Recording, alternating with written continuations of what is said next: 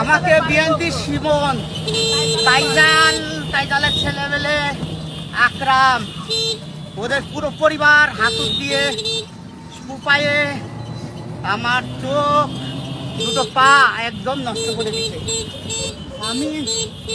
আমি হয়তো বাঁচবো না, আমি এর বিচার চাই। আপনি টেনশন করেন না, ইনশাআল্লাহ আল্লাহর রহমতে ভালো যাবে।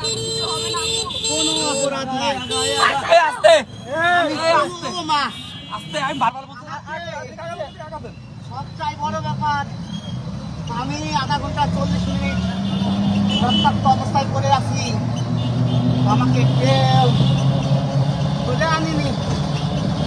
আল্লাহ ওদের ভয়ে আল্লাহ এসপি সাহেব আপনি দ্রুত ব্যবস্থা নেন। এদের বিএনপি জামাত এদের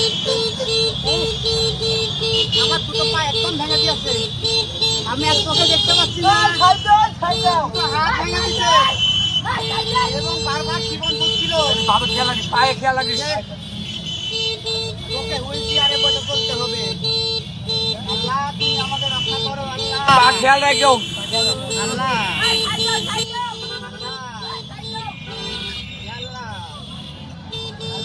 রক্ষা করো। আল্লাহ আপনি আল্লাহ টাকা ইনশাআল্লাহ সব আল্লাহ আল্লাহ আল্লাহ